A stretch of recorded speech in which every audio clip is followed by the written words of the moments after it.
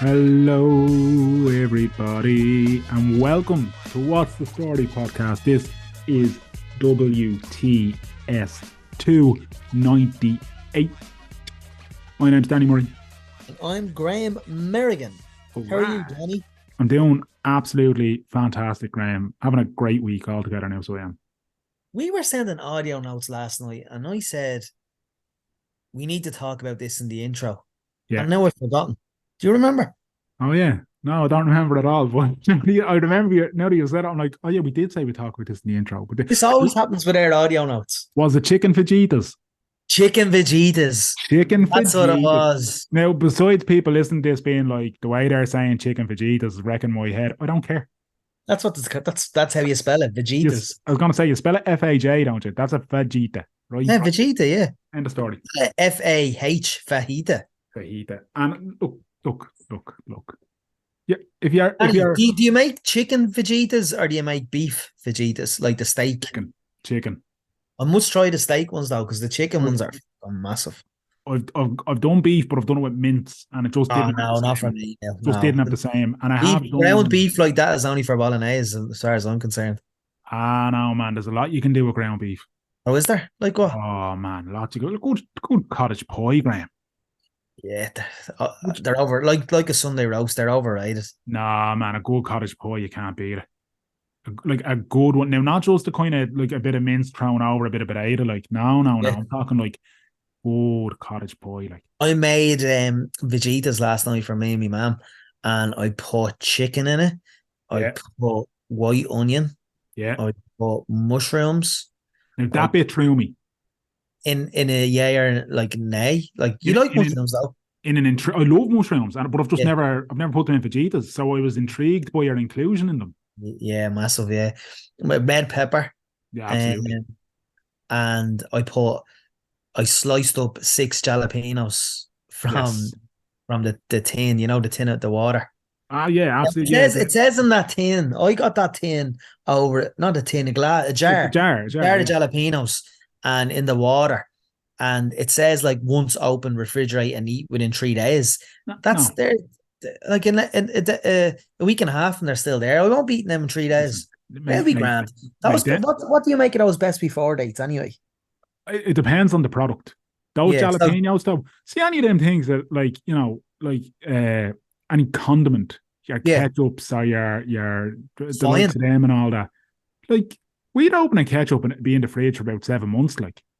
Really? Oh, yeah, man. We wouldn't piss through it at all, like. Do you know what I mean?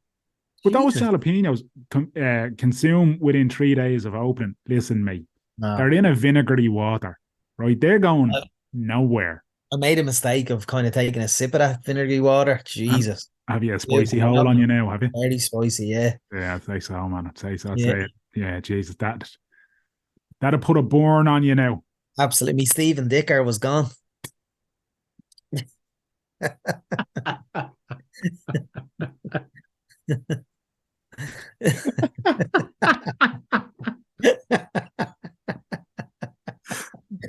a great line, mate. I love it. I don't know who Stephen Dicker is. Listen, it sounds good. That's all that matters. You know what I mean?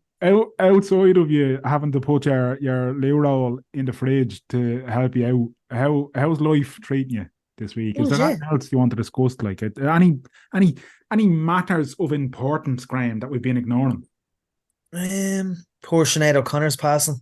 Yeah, made a lot of that. Yeah, absolutely. Yeah, devastating news that was. I'm still watching stuff. Nearly 2 weeks on, I'm still watching stuff I'm finding stuff I hadn't seen before on YouTube and all about her. Just like, interviews that confirm and that she was way ahead of her time in her social commentary. I think, unfortunately, I think Sinead falls into that bracket of person who isn't fully appreciated or understood until it's too late. Yeah. So many like that, isn't it? Just because she spoke her mind and this whole thing of narrative of, she was a bit mad. Why? Because she shaved her head. Like, she did have mental health illness, but I mean, she developed them for a reason because of her upbringing. And I was going to say, like, she'd experienced trauma. You know Yeah. what I mean? And throughout her life, continued to experience trauma because she was vulnerable, and people, for whatever reason, either took advantage of that or exploited that or whatever. But like, I think it's one of those things where when people tell the truth to power, the reaction is like you said, it's that piece of like, ah, she's a bit mad, bit of a character, that one. It's Mm. you just make people doubt their credibility enough that even when they tell the truth to power, it doesn't Exactly. it doesn't have the effect that it should have, you know. And yeah, look, she's from a social commentary point of view, from an artistic point of view, and everything else, she was a powerhouse, and Absolute powerhouse. gone too soon. Gone too soon. God love her. Shine on, Sinead. Indeed, indeed. What about yourself? Any matters arising? AOB?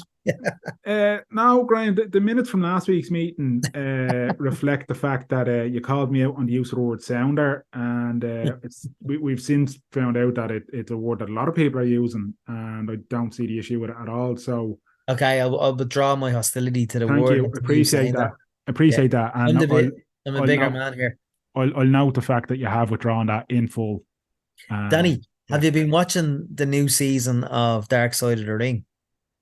I've watched a little bit of it. I haven't been watching the episodes as they come out, but I've watched a few of them. Right. I know I'm on the last one now, so I am. So The Marty Jannetty one. yeah. Yeah, so 10 minutes in. I Bit used bonkers. I used to refer to myself as the Marty Jannetty of WTS Pod, basically because you're Shawn Michaels, you're the star. Yeah. And then I learned about Marty Jannetty being a lunatic. I said, well, I better take that out of me fucking boy out pretty quick. Well, it's Yeah, funny hell. where we were kind of giving out about people calling Sinead O'Connor a mad thing, and Yeah. now we're calling Marty Jannetty a mad thing. I don't know what Marty Jannetty's background is, but I But did don't he know not? what he puts it on though.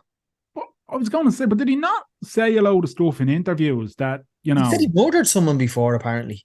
yeah, but did he not say a few? I could be wrong on it. To be honest, I'm talking about something that I don't know enough about, and that's a dangerous territory to be in. But, Yeah. you know, Anyway, I just wanted to see if you'd been watching Dark Side of the Ring. You yeah. haven't really, but you I've will. watched a few. Yeah, I've watched a few of them of this season. It's a great show for anybody who hasn't watched it. It's a brilliant show, especially if you are a fan of pro wrestling in the 80s and 90s. But even if you're not, if you just want some mad stories from an industry that is absolutely mad. Bonkers. Yeah, it's a great behind the Yeah, curtain I look think at. this is season 4, isn't it? Yeah. Yeah, and like the just the stories of just backstabbing and murder and deceit and just sex and violence and all Mental. kinds of madness, all centered around the world of what is known as sports entertainment. It's like honest, like it's almost too strange to be fiction. Never mind real life. Yeah, big You time. know? But anyway, the only other thing, Graham, I'd like to possibly flag is just um, I want to reaffirm my commitment to orange chocolate. Oh, Yeah, just fantastic product. I'm a big fan of it. And if anybody from Cadbury's is listening, will you get your act together, lads, and just bring out a regular size bar of dairy milk orange? oh, Those those giant bars, as brilliant as they are, I'm not saying get rid of them, keep them. Right, there's a place for them. But there's certainly a market for just your regular size chocolate orange from Cadbury's dairy milk variety. now it wouldn't be for me. We've had that discussion before. That's fine. But I'm just saying, for me now, it would be top tier. What's your And favorite also, chocolate? Orange chocolate. like Terry's. Terry's isn't going to be beaten. But the dairy milk chocolate orange is sublime. There's a Absolutely. dairy milk chocolate orange. And it's absolutely stunning. It is gorgeous, Wow. man. Yeah, yeah. The And is Gallic, it what? Is it only a limited edition? nah, it's been around for a while now. It's been So what are you asking Cadbury's to do? to bring it out in a regular size bar. Do you know your regular size dairy milk, golden Oh, crisp, sorry. mint Yeah, crisp? Do you know that? yeah. The only one you can get it in is one of those big giant slabs. And Danny Murray 13 months ago would have loved that, but Danny Murray now can't afford to have that. Do you know what I mean? Danny Murray's body wouldn't accept that now. I will absolutely reject it and leave him in a hoop, man. Whereas I can have 2 squares at a time and be happy out. Like, Yeah, absolute big um, skinny flute. listen. The other thing I'd like to say as well is, have you ever had Mike and Ike's? Mike and Ike's never heard of it. They're an American candy. They're like jelly beans, I suppose. Now I hate jelly beans, right? Not a fan of it. But Right. these Mike and Ike's thing, because they're American, there's E numbers galore in them, all that kind of crack. Mate, I think there's heroin in them. I'm addicted. Really? Where'd you To be get honest, them? Do you know the way like Tesco's Have you and got a pic other of them there, Rotten? do I have? I'll send. I do actually. I'll send you a photo of them. Yeah. But the way the supermarkets would have the American section of the oils Yes. where you'll pay €14 for a certain box of cereal, which I just think is outlandish Rugby and turns or ridiculous. something. But yeah, you might find them there from time to time. But there's you see that? Oh, I think I remember seeing them in Orlando, all right, yeah. Yeah, yeah. I'm telling you, there's definitely. I don't know what Mike and Ike's background is, but I would imagine addictive substances play a part in it because those little sweets, man. Whew, telling you, telling you. But other than that, that's it. If anybody is familiar with the product and they agree or otherwise, feel free to get in touch at WTS Pod on social medias, or you can send your letters to PO Box 41133. Okay, this week now we are going to be speaking to singer-songwriter, poet, rapper, the Burra's own. Well, we're saying you're the Burra, you're from the Burra. You're residing in Clare now, but you're still one of our own. The brilliant Steo Wall. I've been trying to get this over the line for ages, and I never had the balls to ask you properly. And then we were messaging recently, and I said, "Here, will you just come on?" So thanks so much for your time. Yeah, And thanks for having me, mate. very, very appreciative. How are you? I'm good. Yeah, I'm good, Meryl. Yeah, like you say, I'm just down in the wilds of Clare. Yeah, I'm loving life. Life is good at the minute. Deadly, You know what I mean? Trying to deadly. get busy, trying to keep busy. You And know. what's busy now? What's the story now? You're still gigging, obviously. Yeah, well, I haven't been doing much in the last this year. Actually, I haven't been doing much because I've been trying to finish an album for about 2 years now. Yeah, Like it's getting to the stage where people are like, off, mate. Well, yeah, like this album's coming 2 years now, but it's finished. I'm looking at boxes of it here, and so now it's just the publicity, all the side of it that I hate, Mero. You know, it's yeah, like I love when the ideas for songs come. You know what I mean? I don't know, I can't tell you where they come from, but I love it when they hit, and that process of becoming obsessed and then taking it to a studio and everything that goes along with that. You know, the creative side of it, yeah, and then when all of that is done and you've made peace with them, a whole other ball game starts then, you know, where it's like the business element side of it, that side that I'm still bleeding learning on my feet as I go. But that's where I'm at.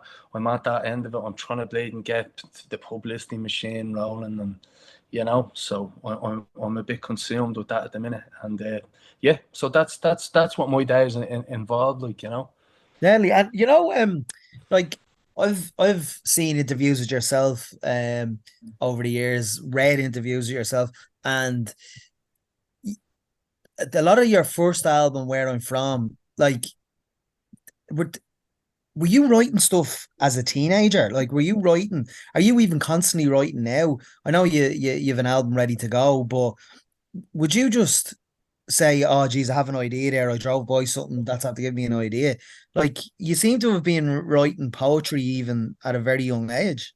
Yeah, yeah. I would have not that I would have been down any of the lads that are out, like, but no, I would have liked to. So the first song I ever wrote was the Pikey rap song, and I Yeah, wrote that as a young fella, like, and not that it wasn't a song or anything, you know what I mean? But it eventually made it to be a song, mm, and in terms of constantly writing, I've only kind of figured out in the last year or two that it comes in waves for me. So I'm one of these people that I struggle in the winter time a little bit. I'm getting better at it, But when the clouds come down and the dark nights come in, I find that hard sometimes. I love the sun. That's Yeah. why this summer's wrecking me buzz now with all this rain and clouds and all. But I love the summertime. I like being out and swimming and out and about. But what I've learned, particularly over the course of this album, actually, is that in those winter times, when the old head can be able to get you, if I can embrace that's where a lot of my creativity comes, and just sitting in on the dark nights and messing with the guitar, like, and it also comes through conversation. Like if someone comes out, when you're in conversation with a group of people or something, and someone comes out with a cracking one liner, I'm straight into the phone with the pocket. You know what I mean? I'm writing that down because some people say things and they don't even know it's poetry, like, you know. So it can come from anywhere, but I don't deliberately sit down and be consciously writing. I play guitar every day and I sing every day, and sometimes you'll stumble across a new melody or a new little line just by acting the bollocks. A lot of my songs came from acting the bollocks, like, you know. Really? When did you pick up a guitar for the first time? I was really young. I picked it up. Jeez, I don't know. It must have been. It was like all the Oasis buzz and all happening, you know, in the 90s. And my uncle Willie, that lives down the road from us, he used to be. He's guitars around the gaff, like, you know, and he'd be playing like Simon and Garfunkel and a load of deadly tunes. And I used to just sit around and he's sitting down with him for hours. And he taught me how to play. He taught me 5 basic chords to how to play. Is it Benny King that wrote "Stand by Me"? Yeah. Yeah, yeah. He taught me. That was the first song I ever learned on a guitar. And he said, "Look, with those chords, you can play basically anything, like, you know." So that's where the graw came from. And then, look, acting the bollocks and getting lost in alcohol and everything else, drugs and all that kind of. You know, I got lost with it all, and then I fell out. You know, not that I fell out of love it. I always loved music, but it just wasn't the thing then. You know, Yeah. and so I fell in love with it all over again when I moved down to County Clare in Is, 2011. That's when I picked it back up is, again, is, and still the same. Sorry. sorry, man, I'm Yeah. cutting across you. Apologies. I was just going to say, like, so is music something that's in the family? Then is it like or is it just your uncle that kind of inspired you? It's a weird. That's a good. Like, so, it's in the family, but it's generations ago, right? Right. Right. So you, like, I don't know if you know anyway, but our family are half Pavies, you know what I mean, Yeah. running Yeah. around the place. So my great grand uncles were these two boys. There's a painting of one of them there. The local artist gave me. Johnny and Felix Doran is their names, and so A um, great song, Sarah Doran. Sarah Doran, Your yeah. daughter, So yeah. now, like, there was a bit of trouble with that. My aunties and uncles, they were like, "Why did you call her Sarah Doran when her name is Sally Wall?" And I was like, "No, the song's written as a little girl before she ever met me granddad. It's like I imagined what it was like on the road and camping and all that." You know, but so her uncles were Johnny and Felix Doran, and obviously I've known who these boys were. I know they were Ellen Pipers, Yeah. but it's only when I moved down here actually this house that I'm living in, we're renting it off an old farmer around the way, just up the road, and my son's name is Felix after Felix Doran. And the farmer says to me, he said, you know, when we first moved in, he said, "What's the kids' names?" And I said, "Adam and Felix." He went, "Geez, Felix, I haven't heard that name in years." He said, "There used to be pipers that came around here years ago called Johnny and Felix Dorn." I went, "They're my ancestors." And he went, "Oh my God." Like, Amazing. they're revered. Legend. So particularly Johnny Doran used to travel down here in his old barrel top trailer, Yeah. and was going to move down here before he could have passed away prematurely. So uh, so I find myself living kind of where my ancestors came to and played. Like, my ancestor was hugely influential in Willie Clancy picking up the Yeah. pipes.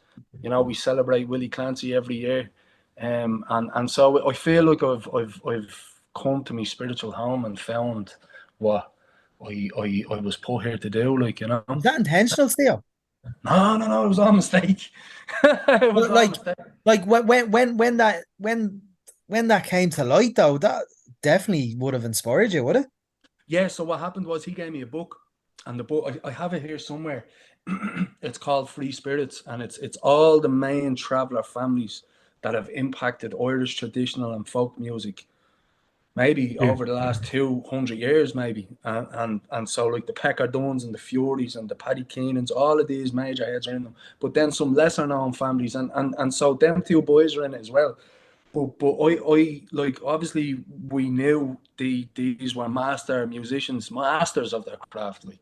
But I only got the scope of how deep their impact runs on music when I moved down here, because everybody reveres them, like, you know what I mean? It's like everybody, like anyone that I've met in music, like, be it the Damos or the Christies and the Lucas and all these boys, to Johnny and Felix Storm, Jesus Christ, and so I have been learning the last few years, particularly since I read that book, and just getting lost in that, and then researching, just falling into a bit of research. I'm kind of not, I haven't researched them all, but I'm slowly starting to research the impact that Travellers have had on Irish music, and it's fucking huge, lads. So that book inspired the song "My People" that I have, which is I've name checked a few of the people that I read about in the book and stuff, some of the Traveller artists. So yeah, I'm still on the journey, and it's just I think through the music, for me, it's just highlighting in my own little way that the impact that these men and women have had on the music, and so if It's like it's like Christy Moore keeping that song alive, well below the valley, isn't it? Yeah, that's a John Riley song. Yeah, that's a Traveller song, isn't it? that's John Riley is one of the most important fucking Traveller artists of the 20s. He's one of the most. I should stop saying Traveller. John Riley is one of the most important Irish artists of the 21st century. Like, so I actually done. With Tradfest this year, I've done a 3-part series of podcasts called My People. And sure, I don't know how you are doing this 8 years, man. I've done 3 of them, and I was cacking myself. But the conversation was on that. It was Tradfest giving me the platform to highlight the stuff that we've just been talking about there. And so I was talking to Christy about that on the podcast and before the podcast and stuff as well. And what he said was that like he was at a singing circle down around Athlone or somewhere down around there in the 70s maybe, and this little Traveller man stood up. The organisers of the singer circle were like, okay, we're gonna have the best of order. John Riley's gonna sing a song, and he stood up and he sang a song in an air that hadn't been heard in the country in 1,200 years. And he had the lyrics and the air to that song were passed down from generation, from his father, all the way down along the line to this little old man. And Frank Hart and I'm not going to think of the other lad now, but they're historic collectors of folklore and music, and they recorded John Riley, and it's one of the most important recordings like that, Well Below the Valley. Lord, is it Duke Wellington? Christy sings a good few of his songs on his set. Yeah, what I mean. So that's the kind of impact. Like, and then to move it forward, then we were going over to Willie Clancy this because I'm always talking about this stuff and playing like my boys and ourselves are sick of me hearing new songs and old songs for around the house. But we were going over. When the Willie Clancy week was on, and me 8-year-old son says to me, so was your ancestor Johnny Dorn? I was like, yeah. And did he teach Willie Clancy how to play the pipes? And I was like, yeah, well, he probably didn't teach him, but he was hugely influential in him picking up the pipes.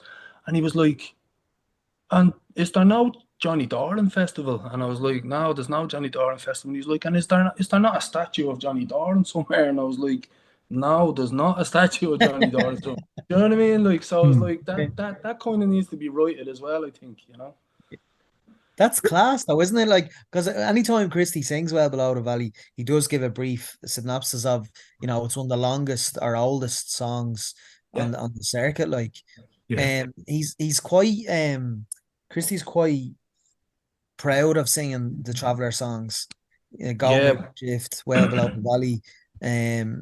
Is that something, as someone has Traveller blood, is that something that moves you? Like, yeah, well, it moves me because I'm a fan. Like, Travellers can be very particular about that kind of stuff. They're their fucking songs. Why are you taking songs for?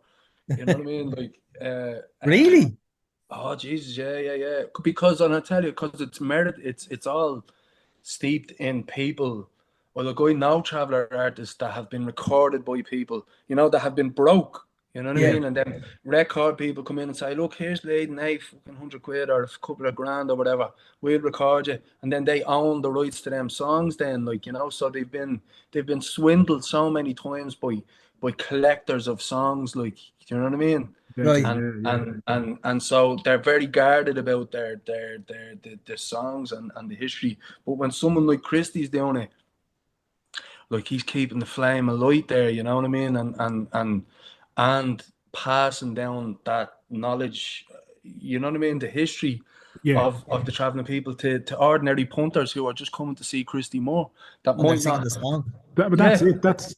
It's like there's tradition involved in some of these things that I was completely ignorant to for years. Like, and then it's like that. Yeah. It's the more I got into Christie, and it, by chance, actually, friend of the show, Paul Howard, was chatting about a guy called Garrick Brown once, and Garrick's influence on kind of traditional music in Ireland and Ladder Records and all, yeah. Ladder Records, all that kind of stuff as well. And from that, just natural curiosity kicks in, and you start to read more about it, and you realise that, like, Irish traditional music, like, there's traveller fingerprints on every chord. Like, Yeah. it's in it, you know. Yeah, for sure.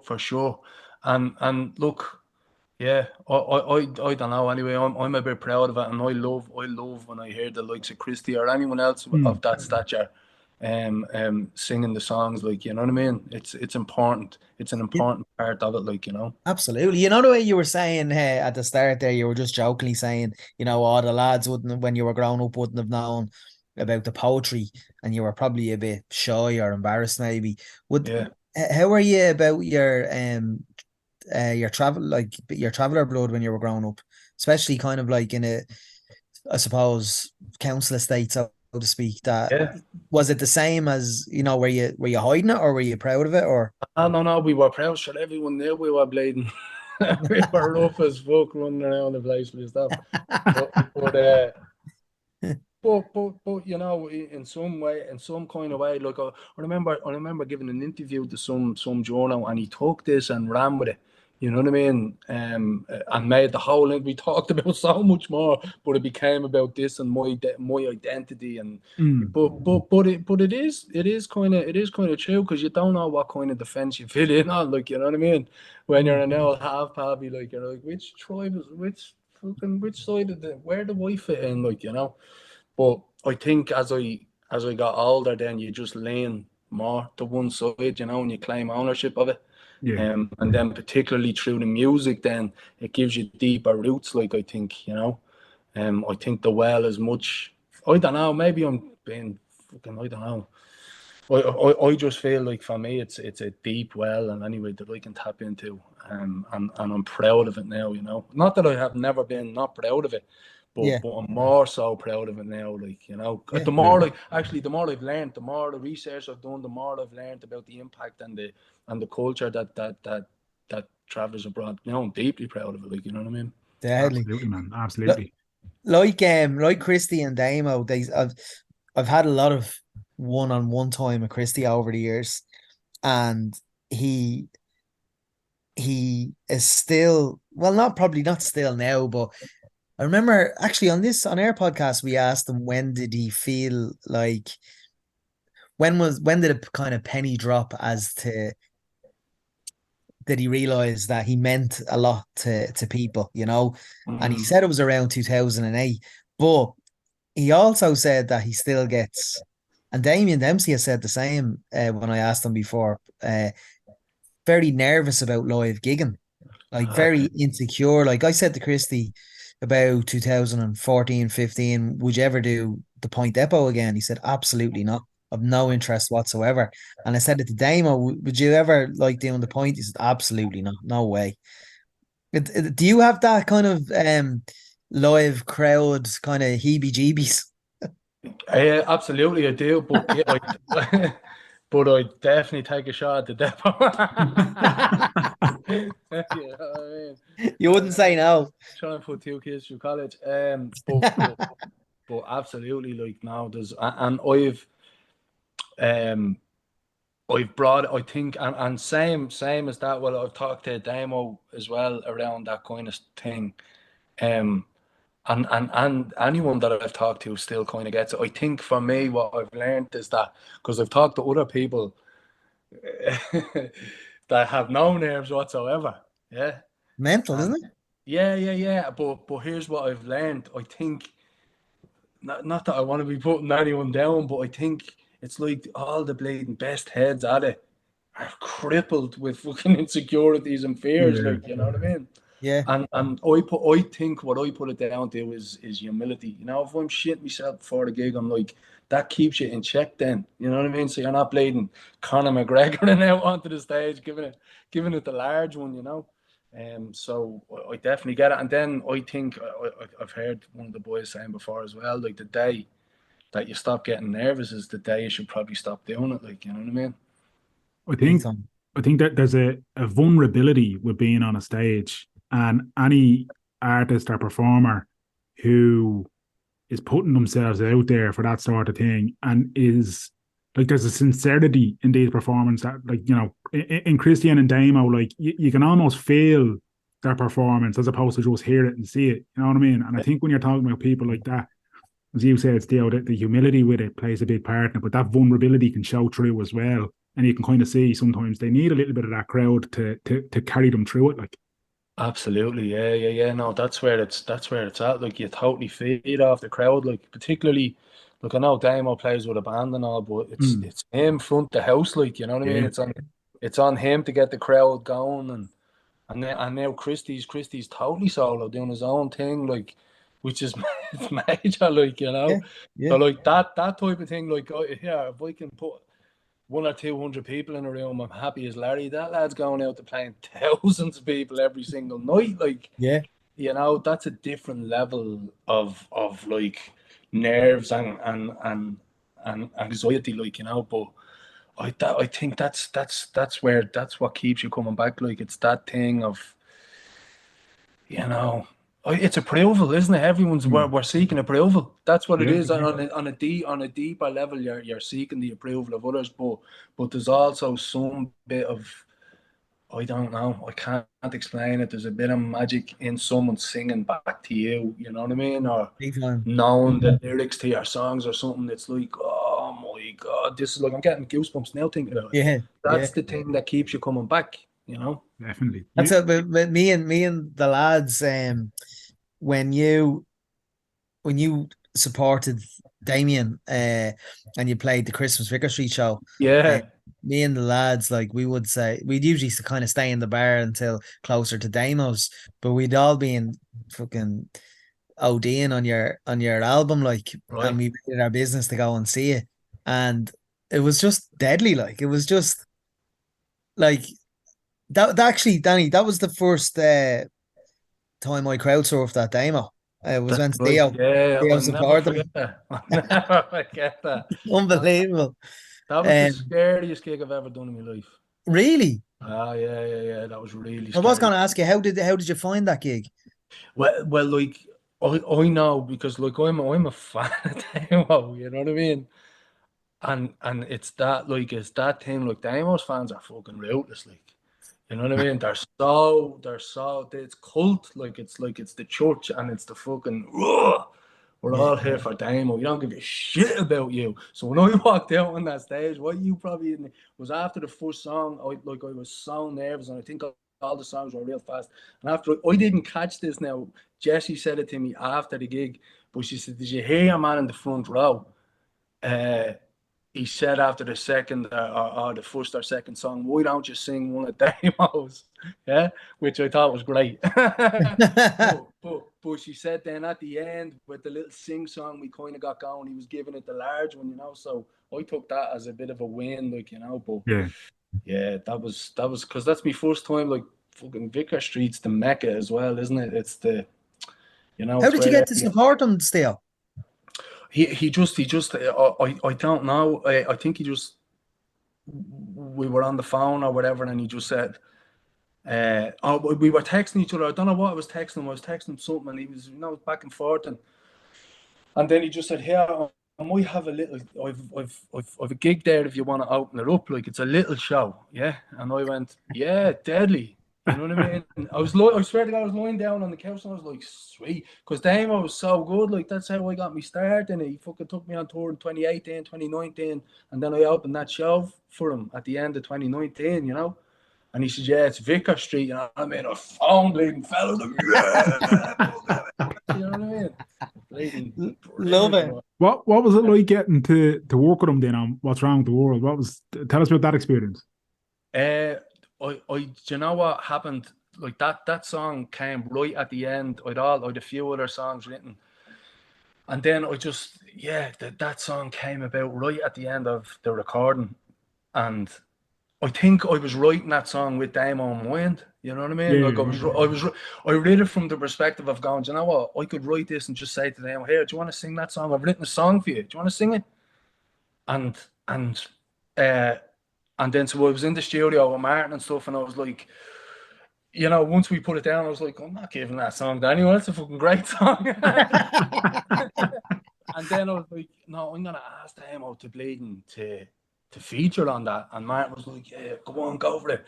So we said it to him, and Damo was just like, he said, look, just send it to me, and if I can add anything to it, I will, and if I can't, I won't. And I was like, yeah, fair enough, because I'd become real brazen at this stage, and I was like new in the game, and I was like, I'm just gonna cheekily fucking ask people for what I want, and all they're gonna say is no, I'm not Yeah. doing it, or I can't do that for you, and I'm totally prepared for that. You know what I mean? And I'm still as brazen as they come with it. And I think that's the traveler thing as well. It's like, yeah, will you do this for me? No, okay, grand. And so I said it to him, and I sent it to him, and he says, yeah, I think I'd be able to add a little bit to that. So I was bleeding, emailing him, going, I think if you take the second verse and the hook, and like I wanted him to sing parts of the lyrics that I'd written, and then he sent back that bit that he had written, the sheeple. He wrote that for it. You know what I mean? And I was like, that's fucking great. But it was in a mad key. He changed the key of the song, So we had to kind of figure out a way to, I don't know, to change. It's all above my pay grade anyway. But he wrote a part for me.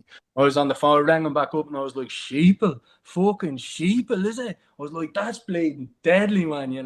And so we weren't in the studio or anything together, He was I was sending it to John, Damo's manager and producer, and we were just back and forth and it like that, And then once we'd figured it out, like the tempo change in the song, it goes up to meet Damo. And the finished product, then once we had it finished, I was sitting in the studio listening to it going, that is fucking deadly. And then I was turning to man and I goes, I'm going to ask Damo to be in a music video for that. And he's like, you're pushing the boat. and so we did, and he did, And it was fucking like, that's the stuff of dreams. Like, that's the reason I got into music. Yeah. You know what I mean? I was Who else listening. inspired you and like artist-wise? Yeah, Damo. like Damo, Christy, the two Christies. Oh, I was a big fan of Aslan as well. Myself, my cousin Lizzie. Lord rest her. We used to listen to a lot of Aslan, in the 90s. And when you don't think you're influenced by artists, but then you fucking are as well. I remember, not that I was standing in the mirror singing Nothing Compares to You or that, but I remember the impact of Sinead on Irish culture, because it was around, I don't know, I think it was around the time, around like Italian 90 and all. I just have a real vivid memory of Italian 90 going on with all the young ones singing Nothing Compares to You. But then that woman's stance and the stuff that she was talking about, because it was social injustice and it was people that had been wrong that she was standing for, and I could fucking relate to that because I lived in that. That's what I lived through, people bleeding. Now some of it was merited because I was a fucking nutcase as well, growing up, acting the maggot. But there's a lot of our social injustices, and she would have built a couple of traveller centres down the country as well. Yeah. Did you ever meet her? No, I didn't, and so that's why, when she passed away, it was like I was actually sitting in here and I was doing a few bits on the computer, and I just clicked onto social media. I saw you posting on it, Sinead. Right.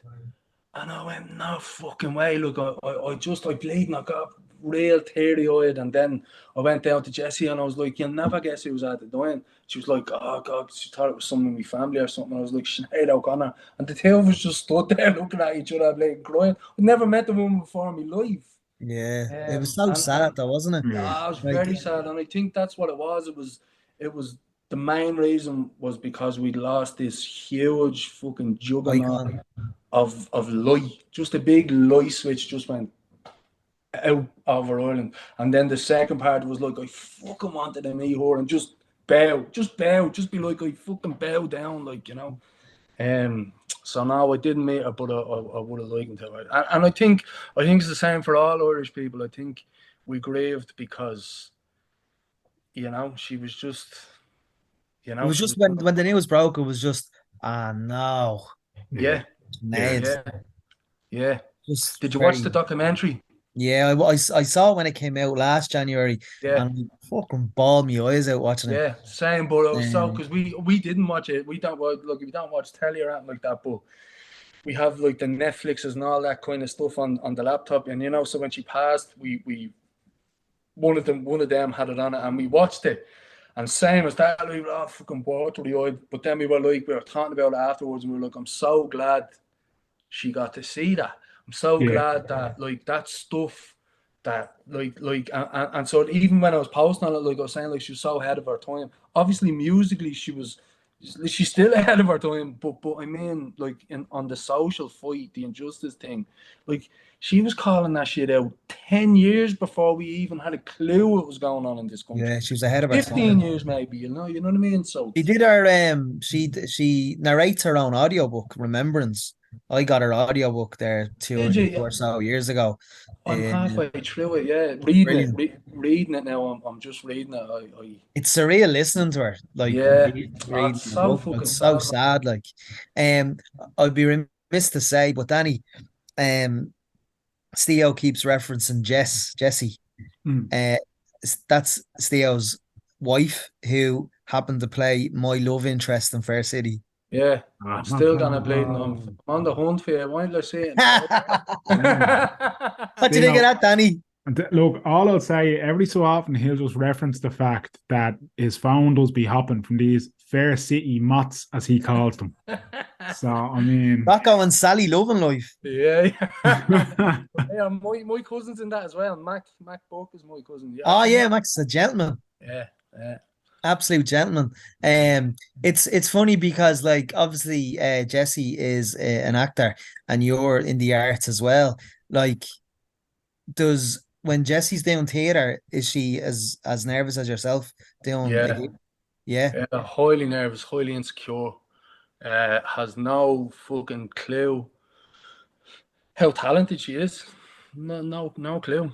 Like Jesse's known the length and breadth of the country and held in high regard, you know what I mean? Just for mm. being a sounder, like, you know what I mean? She doesn't play the game, like, but she's good at what she does, like, you know what I mean? is that from working with me, Steve? Was it?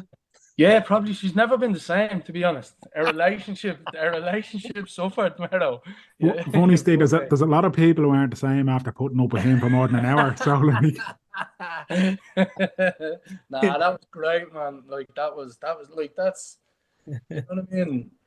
Not that like it's a big deal to be on the, you know what I mean, Ah, it on was the a great spectrum. storyline as well because it was obviously evolved around the wheelchair basketball, and I remember Steve Gunn and Jesse came up to our training and was sitting in chairs and doing all the research it needed to do. It was a great time. That was absolutely brilliant. Yeah, I think it was her introduction to Fair City, her character Sally. It was yeah, her introduction. It was deadly.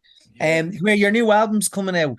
In your first album, there was a lot of poetry, there was a lot of rap, there was a lot of singing. Can we expect the same? yeah, yeah. I Yeah. think I think with this one is it this album here you're talking about? What? Yeah, what's it called? Street Wisdom for Lost Souls. Oh, I love it. Yeah. Yeah, I think it is like so there's some songs that are released as singles like Borstal Boy, and Yeah, My it's People brilliant. is on it as well. But yeah, they're kind of reimagined, you know what I mean? And they were too kind of good not to put on an album, you know. But yeah, there is definitely that Borstal Boy is definitely like I don't know, it has that rap kind of element to it. But what's different about this album is that like with the first album, I obviously had no clue what I was doing, and because it was my first time ever in a studio, and so with the impact or working with like Luca Bloom, who kind of produced it along the way with me and stuff. Luca did produce this album, did he? He produced the first album. Yeah. Oh, I didn't even know that. Yeah, Luca co-produced that with Martin and myself. But I it was very peeled back, and kind of acousticy, even though there was a few bits going on musically, like. But with this one, I kind of upped the production value on it, and I've done the best I could with it, Mero, but I've stepped up the production game on this one, and so much so that now that it's coming time to launch it, I'm like, how am I gonna do these songs justice now? You know what I mean? It's like some of them had like that, more blacks, more dogs, more Irish. That caused the fucking store when I released it. Good or bad? Yeah, bit of both. Bit of both.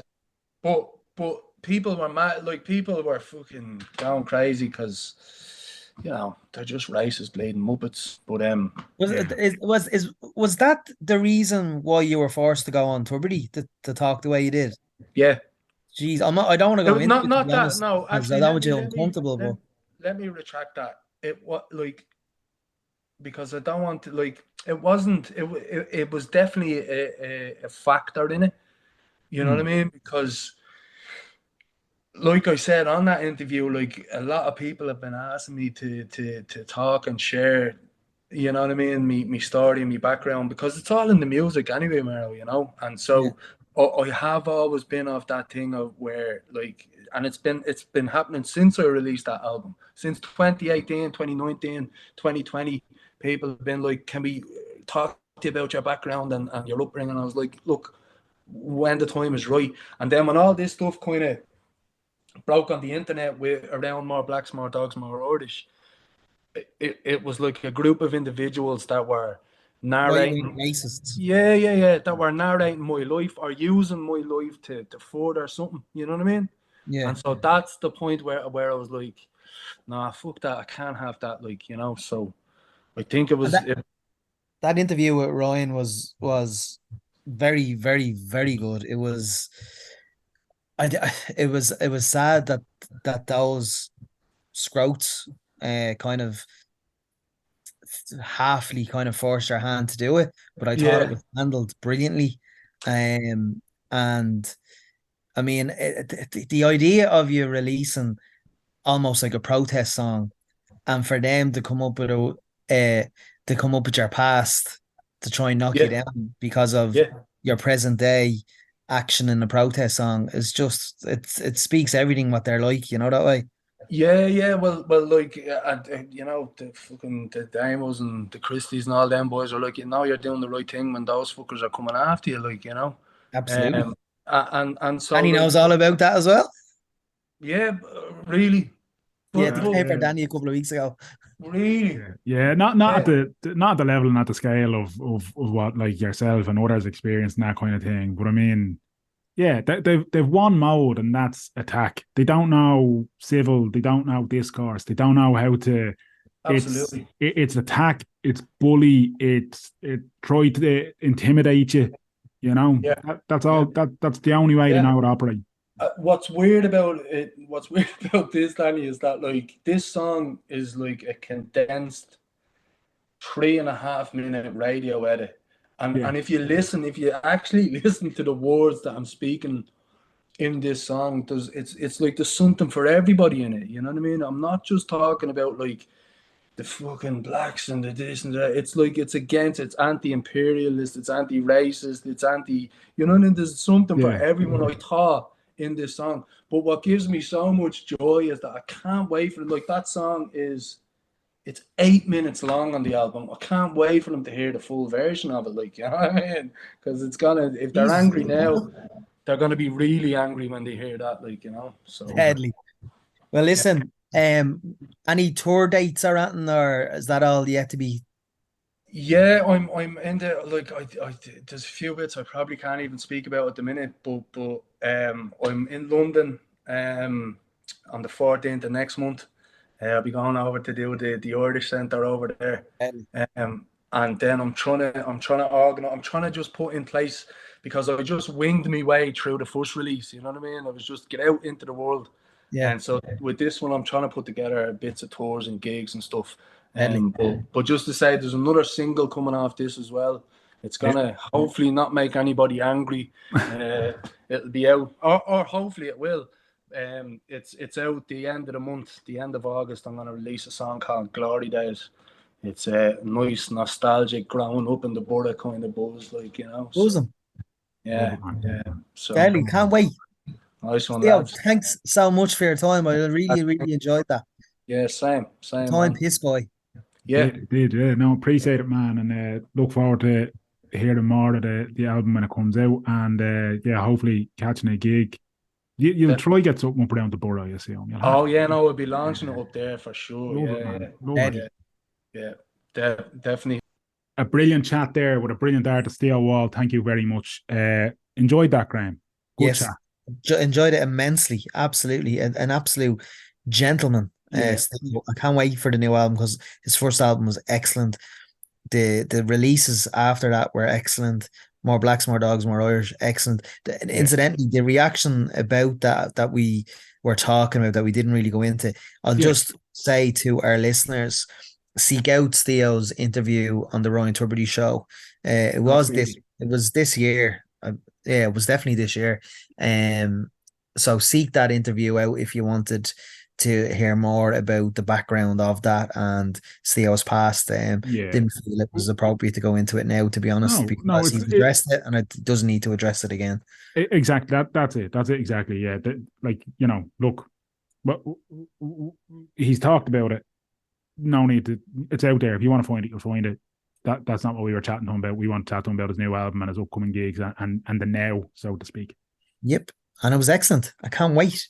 Definitely. And check him out on Spotify, and you'll get all his tunes and whatnot there. And obviously, when the new stuff's released, you'll get it there too. I love a song, Where I'm From, which is incidentally the name of his first album, Where I'm From, but the first song is class. Yeah. No. Anyways, done. He's a few good ones, as they say. Borstal Boy is a good one as well, actually. And the Wiki Rap is class. The Wiki Rap is class, and it's like it's weird because I'd say I came to Steo during COVID, really. I suppose like everybody in a way, but like I wouldn't have known of him, if you get me. And then it was more so just like that, like our friends and whatever, just kind of posting or sharing his stuff on social media, and then. But yeah, what's wrong with the world, Matt, is one that has found its way into me Spotify playlists on the regular. Class. I love the song about Sarah Doran, his grandmother. Jesse's song about his wife is great. Original Bad Boy material, great. Just a great album. Yeah, that's it. That's it. Anyway, look, we were talking about chicken fajitas at the start, Graham. It's chicken fajitas for dinner in this house tonight, inspired by you. Oh, lovely. Can you get me vision of that, please, on the WhatsApp setting? On the WhatsApp setting, yeah, I can indeed, yeah. Many thanks. We'll leave it there so that I can go down and eat my chicken fajitas, and jalapenos will be included. Lovely. We'll leave it there, Oisin, until next time. So I did forget to say the one thing that you didn't. So you include salsa in yours, yeah? Yes, the seasoning and the salsa. Right. So sometimes rather than and mozzarella in the actual a bit of cheese in it, yeah, it goes a long way, right? Sometimes rather than the salsa, I will throw on a dollop of the Eddie Rockets Cajun sauce with the Eddie Rockets garlic sauce. Oh, lovely. I'm telling you now. Oh, no. Come here. I usually put sweet corn in them as well. I forgot this time. Sweet corn, yeah, do you know what? Sweet corn's one of those things, Ryan, where all it does is hitch a ride from your mouth to your arse. So I'm indifferent to it being in anything. It doesn't add that, it doesn't take away from that, and it's just there. So I'm fine with it. From your mouth to your Stephen Gigger. Until next time. Clear eyes, full hearts, can't lose. Too sweet. Good luck.